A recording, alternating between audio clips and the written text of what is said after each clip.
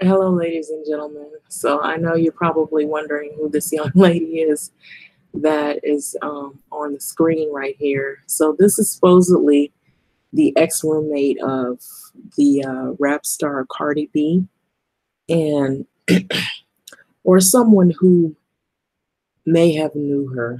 So I will say that in light of what I'm seeing here, because I really don't know who's who's who. So, but judging from this is a person who claims to have known Cardi back in the days when she was an exotic dancer, and what many know as a stripper before she started out, um, you know, becoming really popular with the rapping and music industry. And so there's a article, and the article is not very nice, but it is in light of the beef, I guess, that happened between Nicki and Cardi at Fashion Week at um, pretty public event. And so this is the article right here, and it's pretty bad. So it's all hip hop, and it says the ex roommate claims that Cardi B was a really nasty, I'll just say nasty prostitute in her stripper days. And this is what it was saying, but it is entitled Stinky Prostitute. And so they're trying to, I guess, say that she had a history, and they're trying to bring it all up. And I believe the reason why this is coming about is because of that beef that she had with her and herself and Nicki Minaj. So it's a former roommate, and I guess her name is Star Marie, and she is also claiming to be a former co-worker of Cardi's during her stripper days as well. So I guess they must have shared the stage together. So this is somebody from her past that is coming out, and somehow they've caught up with her and they brought all of this to the light. And so now I'm not going to read all of this, but it does say something in here I will mention. It says that Caramella, as Star Marie refers to Cardi, is anti-black. So Star Marie continues to deliver more tea, or more information, rather, is what it means, as to what she said about Cardi getting her fired on her job. So I did see the video, and I did hear all of the craziness that went down at this event, and so it was pretty crazy. Um, so I know there's been some conversations that have been pretty nasty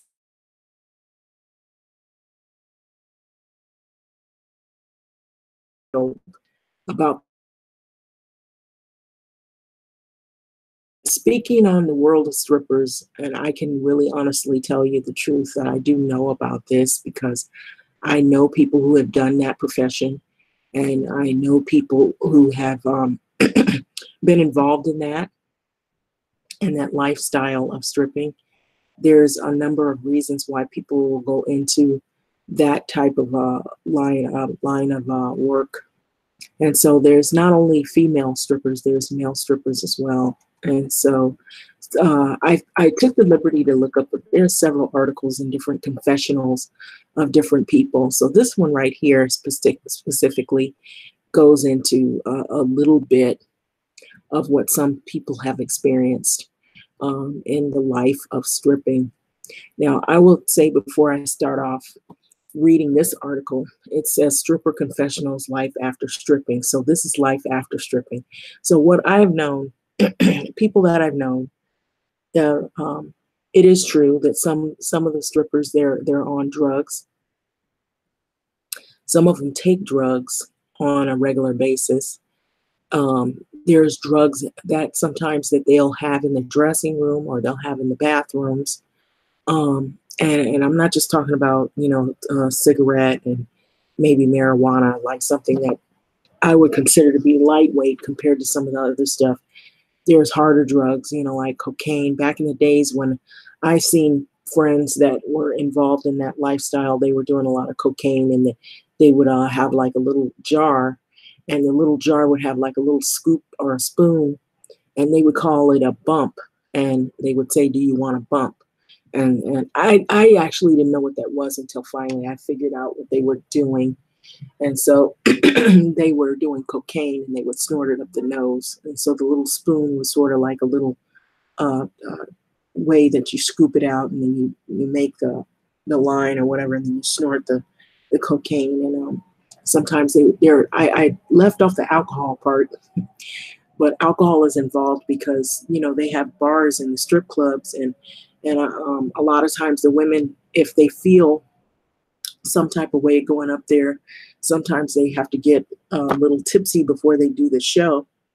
And so, however or whatever makes you mellow yourself out before you do a show, sometimes they'll do the drugs, or they'll do the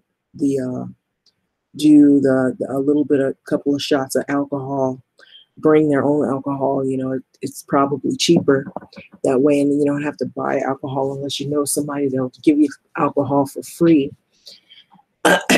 Now, some of the same thing happens to women that work as nightclub waitresses. Similar stuff will happen, even though that's not a stripper. But she can also, do some of the alcohol, get free shots or whatever. Free, it's an incentive if you work at some of these places. What happens is there's guys that frequent these clubs. A lot of times they're professionals, they're married. And then you have single guys that are there, and people who are not regulars. And regulars are people that always come, like they're loyal customers. They come and then they spend money on the strippers. And how it works is sometimes I guess there's different rules for different clubs, but sometimes you have to give a percentage of what you make to the club. And when you're working that night or whatever, some girls earn more and some girls don't earn as much. And it depends on how much stripping you do or what your thing is. Some people work at several strip clubs, and some people make a lot of money at one club. And so some clubs are topless, some are where you're all totally naked, or totally nude.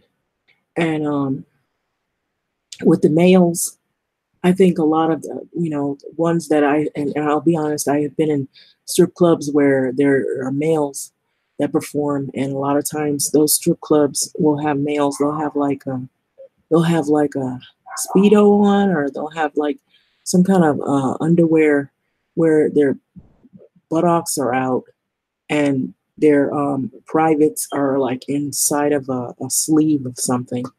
And so they'll perform, or they'll have something with some kind of get up or design. Sometimes they'll be dressed up, as a character of some sort, and then they'll come out of all of the other clothes and then strip down to a G string or whatever.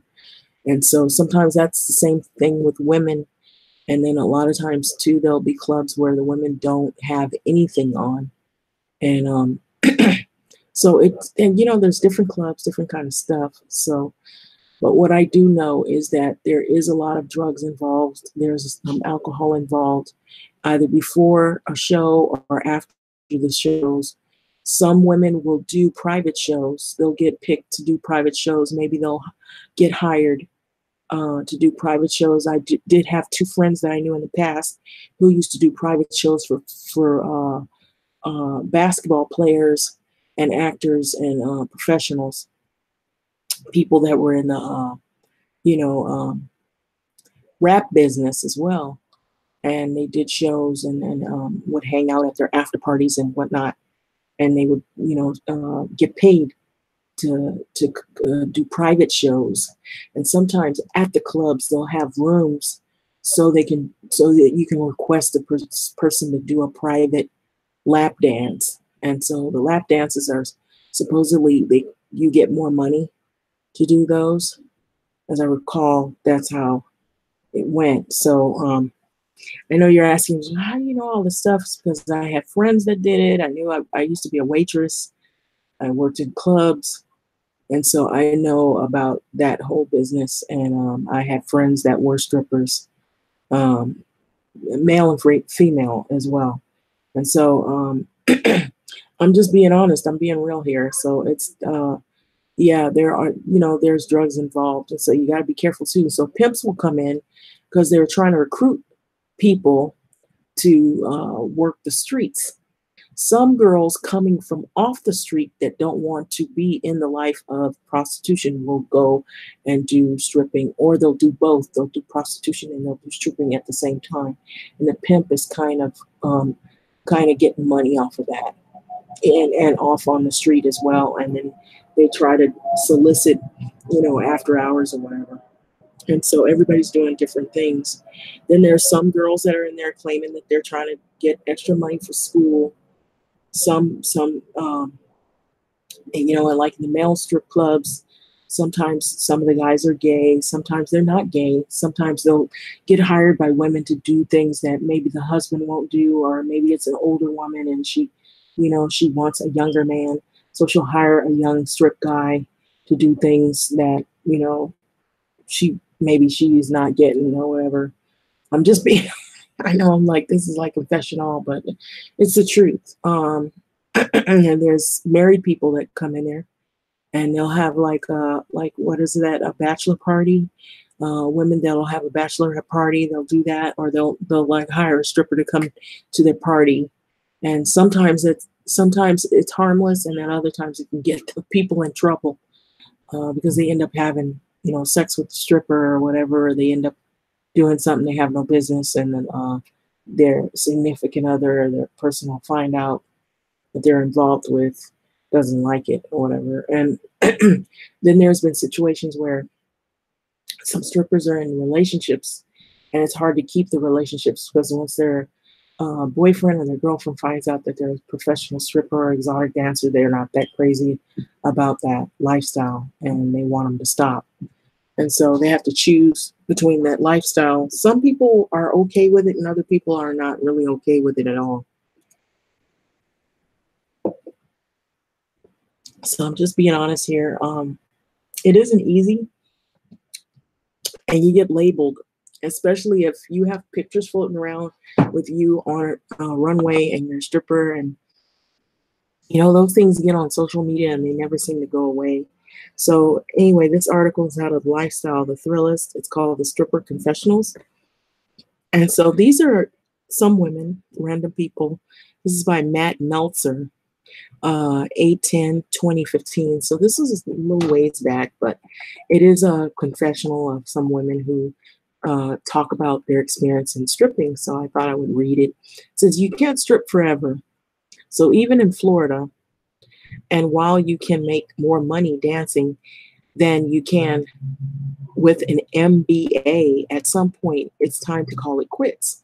So the problem is, there will always be a stigma attached to being a stripper, even if the strip club life isn't what most people imagine. And the stigma creates all kinds of interesting issues when you start applying for new non-naked work.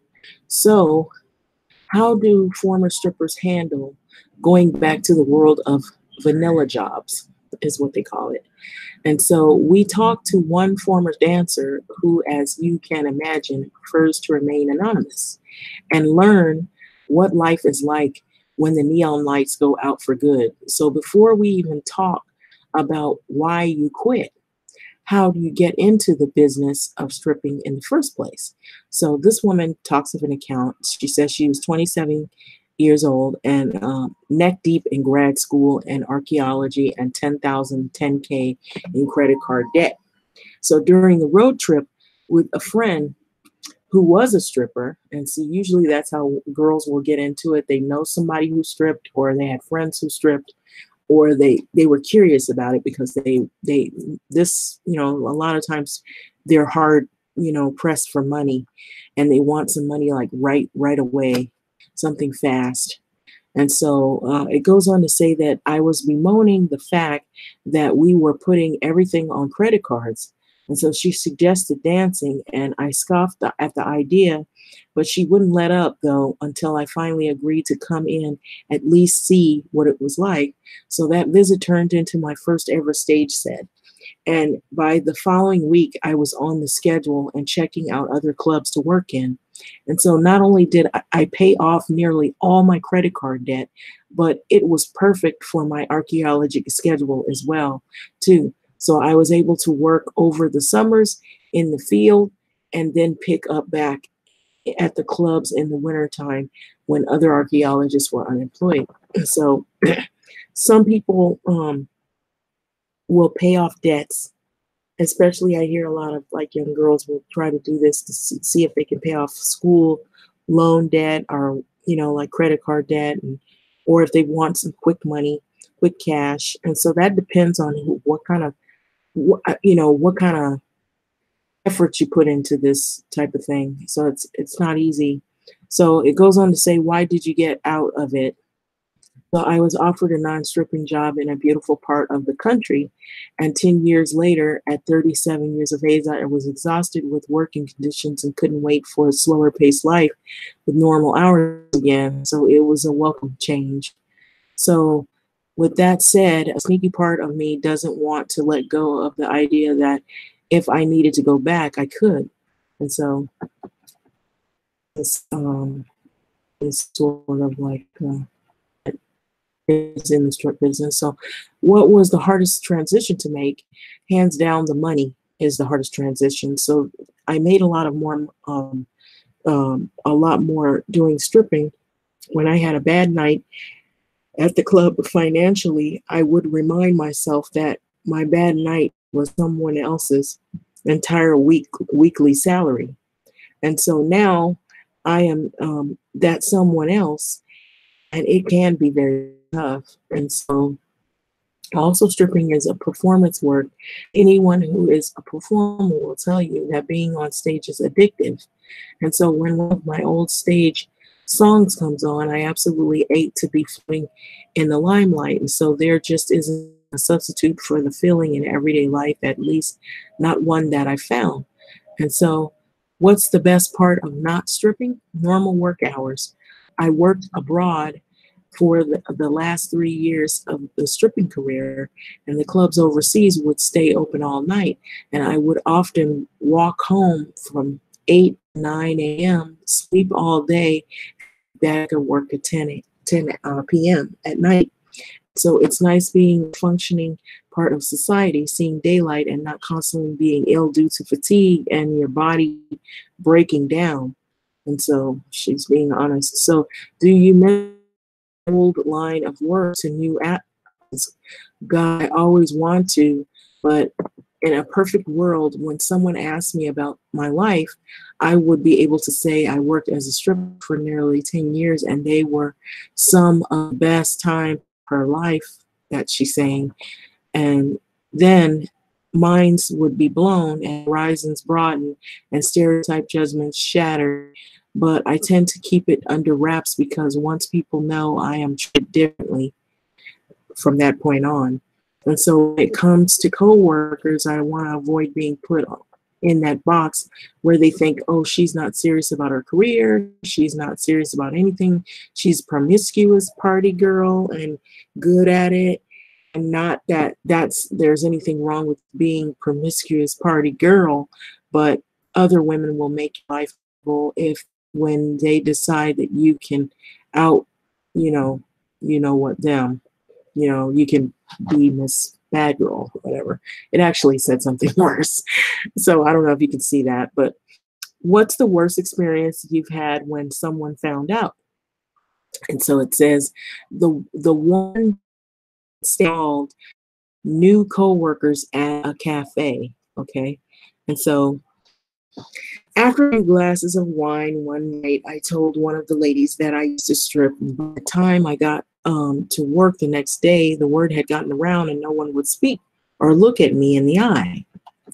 And so it was like I had made some horrific mistake. Finally, one of them came up behind me and whispered, you know what? They said, once a stripper, always a stripper. The funny part, I laughed and said, damn straight. I honestly thought for a second that she was being supportive, and I mean, I always felt good at heart about being a stripper. So, what skills did you learn stripping that you use in your current profession? People skills, probably the most. Stripping was all about charm for me and not being afraid of approaching the people. And also, I can read a room like nobody's business. So, how has stripping changed the way you view people in the everyday world? So it's given me a better sense of humor about them, and I try not to take anyone too seriously anymore. And so I also have an easier time of not caring if people judge me. So that's part of life, because you have to have a skin, because you're on stage performing in front of a bunch of strangers and people that will necessarily judge you on your appearance and your body and what you look like, even though they don't know who you are. So that doesn't mean that I give them a reason to view me negatively, but if they do, it doesn't impact me as much. And so this is the life that these women have to kind of get accustomed to and used to. So how did you manage to drop in income? The drop in income. So stripping helped me pay off the loans, and it put me in a good position financially so that I didn't have to stress about taking a lower paying job. So also had some savings when I left. And that said, the first year out, I was a little tough. It was a little tough for her. So never went back into debt, but savings grace was really her husband. And so she said he helped support her until she got settled. And so that doesn't happen for everybody. So this is just some of the life of these people. So how not to pick up a stripper. Okay, so that's another article underneath. So now she has said she has a real job and she uses her education and pays quite well.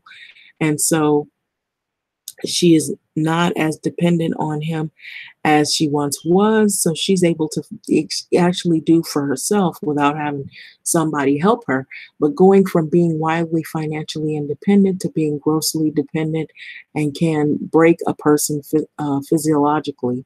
And so I am lucky to have someone so generous in my life, but it was serious an internal struggle. So they do admit that it's not easy for everybody. And so there's issues with it. What advice would you give women getting if they wanted to get out of the stripping life? Okay, so do it because you want to get out, and don't ever quit for someone else and their sad, hurt feelings. Also save all the generous green that's coming to you in droves, and you can use it later to promote your new career, buy a house, or build a future. But if it's gone, then you're left with years of experience in the career you can't really talk about.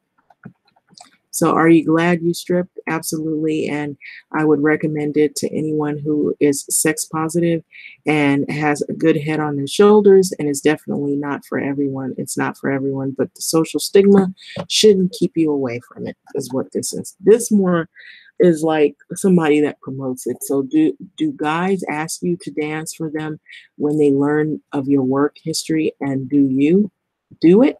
So I have danced while partying with several close friends who knew me throughout my stripping career, and I did once for a lover who again knew me during my career, and I think my husband and I laugh hard too now, but maybe we will try it someday. So that's pretty much the article. That one was a little lightweight, but I'm sure there are other stories. This is just one, one kind of like an account of, I believe it's maybe that might be talking about their experience. So it's different places, different cities, different states are different, and different experience for different people. Now, in the Black culture of stripping, this seems more like Anglo-Saxon, I will say. Might be a different view of it. It's similar, but there might be other. It has some of the same pros and cons, but the thing is that sometimes things can be slightly different in a different culture, the way they look at things in the life of stripping. So it may not necessarily be something that people would want to continue on doing. And sometimes, like the rap star, some people become famous and they do come out of a situation like that. And you'll have people that'll even be involved in pornographic videos and come out and become famous. And we know who did that: Kim Kardashian. Believe it or not, video that surfaced, it went viral, and she seems to be one of the most popular females out there. Now, I'm not saying that these are good things, but what I'm saying is that some people, I guess they pick who they want to be, publicized, or who they want to be famous for whatever the reason. Some of it I feel too has to do with maybe how the person looks. Maybe they feel that that person, they just have that personality where they find that the person is somebody that, the sex sells, and they're viewed as a sex symbol. It doesn't necessarily mean it's always positive. It could come from something that is not necessarily positive. So there's a lot of articles that talk about, where people talk about, there's Montreal, there's Amsterdam, there's different exotic dancer places, or places where people frequent that are touristy. I know Amsterdam's more touristy, but there are risks involved too. I had a friend, she said she had to drive crazy ways home because some of the people that were in the club would wait until the club ends, and they would wait for her to get in her car, and they would watch her and try to follow her home. And so there may be things that some people are not mentioning in these stories. Everybody's life and everybody's situation doesn't pan out the way that article, stated. They make it seem like it's an upside to it, but there's also some dark sides, plenty of dark sides to it. And so it is not always safe. Sometimes there could be people that'll come in there that are unsavory characters, pimps that are trying to recruit women to go into a life of prostitution if she isn't already in it. There are some women that are coming from out of that life of prostitution when they do the stripping, because they're trying to make their own money that way, because they want to get out of that life of being on the streets. And then some are doing both at the same time. They're on the street and they're doing exotic dancing, because the pimp or the boyfriend, there are some women that have a boyfriend that are encouraging them to do it so that they can make extra money. So I'm being brutally honest here. And with that can come a lot of things. It's even death. Some of these women will go to parties, and they'll get beat up, or they can get killed. There could be some kind of crazed, person there who he figures that he'll pick, some woman that's a street lady and take advantage of her and, beat and rape her and kill her. And so these are the kind of things that happen sometimes, unfortunately, to some women who maybe they're not asking for this at all. Nobody asks for this. And it's an unfortunate situation. Sometimes this does happen to people. So there's articles like 5 Things You Don't Know About Strippers, The Day in the Life of an Exotic Dancer. So there's several articles. I can go on down the list. There's new and old articles. But I'm just going on what I know. Sometimes some people don't make a lot of money stripping. They just don't. And, I'll be honest with you, women are, just like you're human, you're going to get old. And so, there are gay strippers as well. So, if that's what you like, there are clubs where they have women who will strip for women, and they'll have men who will strip for men. And so I have to add that in there as well. So there's transgender people who will strip at clubs, they're there, or they'll dance, do lap dances or whatever. And so, there's all kind of stuff that goes on out there. And so it can be a rough life. And then some people, maybe they, have different experiences. They become popular, such as Cardi. But that doesn't happen for everyone. And so some people will rely on those jobs for an income because maybe the money is fast. And like in the article I just read, the lady, she said she misses the money. Some people do make a lot of money doing it because maybe they're working at a lot of strip clubs, they're popular, or they're good at what they do, and that's their kind of thing or whatever. And then some people don't make that much money at it. They're not that great at it, or they don't really, their heart is not in that. That's not something they want to do. And so there's some videos too. There's a couple of them on YouTube. A day in a life as a stripper, a day in a life as a traveling stripper. There are some strippers that travel and they have a business and they go from place to place and they're hired to do private shows. There are day in the life of a stripper, other videos you can look. There's probably a whole mess load of them. There's also videos where you can see actual clubs where certain performers are performing, and you can also see where there are lesbian strippers that are performing. That's a little bit different, you know. Um, so yeah, I know a lot about that. And, you know, I've had friends that have been in that business, and so yeah. So if you, I don't know, I saw that fight that happened between Cardi and Nicki, and I was, my thing is that I feel like they're, you know, she didn't just run up on, Cardi didn't just run up on Nicki for no reason at all. So I do know that there's women that will fight even in the strip clubs too. In the dressing room, I've seen fights. I've seen friends fight. You know, um, people get in fights at clubs. So yeah, I know a heck of a lot about stuff like that. I even had two friends who they, you know, they used to have contests. They probably still do this, but they used to have these contests.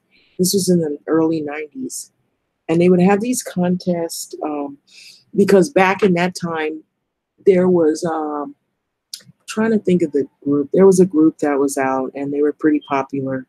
And they would have these contests, and you know, they would have the girls come up there, and whoever was best at dancing or whatever, you would win some money. And so a lot of times girls, if they had experience in dancing, if they were good at dancing, some people wouldn't tell, you know, where their skills came from. And I had these two friends that I knew that they were able to dance because they were professional strippers or exotic dancers. So they got on the stage, they did what they did, and they were all dressed and ready to go, and they knew that this contest was a big deal. And so these other girls who weren't really in, you know, professional dancers were competing as well, but they were good dancers, but they were not as good as these other people that I knew. And so a big fight broke out because the ones who had professional experience, clean house, they were able to get money and they won the contest, and a lot of guys were looking at them. And so it pissed a lot of women off. And so before they got off the stage, this is not a great story, but the ending was very bad. Um, One of the girls, I guess they got into it with her. They had a few words. It was much like the Cardi B and Nicki thing. But this one, there was no security, at least not enough. And a girl broke a champagne glass, like a champagne glass or a wine glass or something like that. And it had these jagged edges. And so she went for one of them's face and took it across her face and just, you know, put a big gash. It went all the way across her face, and she had to have 42 stitches put in her jaw and in her side of her face because of jealousy, because of how she dressed, how she looked, and that she was a better dancer or whatever, and she had experience. And versus the other girls, they didn't have the experience or whatever, and so it was a fight. And then the men were looking at, you know, her, and so um, one of them had what I knew from a high school that I had attended, and her sister was a teacher at the high school that I had attended, and that's how we kind of knew each other. And so she had friends, and they were, you know, exotic dancers. They were professional dancers, and you know, they they would dance for like basketball players. Um, they would tell me some of the stories, some of the people that rap guys from back in like the late '80s, early '90s. People, they would do private dances, and then there was probably a whole mess load of other drama that they were involved in. But also drugs was a factor in it as well. So you have to admit that. But yeah, it can be rough too, because you can get into fights, you can get killed. Um, there could be a lot of drama. There could be, like relationships could end, bad, and they bring that stuff to the stage. The person could, come up there, be waiting on you when you leave. So it's a lot of things that can happen, and you hear the stories, everybody's talking about it. So it's, to me, it's not a surprise at all. And so anyway, with that being said, I'm going to leave this video, but yeah, it can be rough. And so anyway, this girl here, she claims to have known Cardi or whatever. And so there was this article floating around, and I was kind of reading it, and, I was looking at it. I was like, damn, that's all I could say. I was like, there's got to be a lot of, I think the reason why this came out is because there's some enemies, evidently.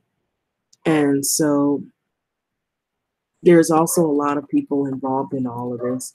So I'm not even going to play it. If you want to look at it, you can look at it. It's on Twitter. And so, Cardi too has, there's quite a bit of enemies here. And so, I don't know, sometimes things from your past, like if you have bad, like some bad experiences with people, it can come back to haunt you, is all I can say. She is very talented, and she's a really good, artist. I don't know her personally to say anything, except that, there's a lot of enemies out there. That's all I can say. And so I don't know what's going to become of this. I did hear that her husband had hired more security because he's wondering if there's going to be any more drama that's going to break out behind all of this. And so she's very charismatic, and you need that energy if you're going to be a stripper. And so that is part of life. And so most definitely, and drugs are involved at some point. I've never really heard of a stripper that is just straight edge. I'm not saying that there aren't. There may be some women who don't do any drugs and they don't do any drinking, and they're a stripper. And that can happen. But for the most part, there's a lot of temptation to do alcohol and to do drugs because it's all in the clubs. And I'm just being honest about it. And it's no life that I would want to get into. It's not short term or long term. But, some people, unfortunately, are kind of trapped in that. I don't feel like they're actually trapped.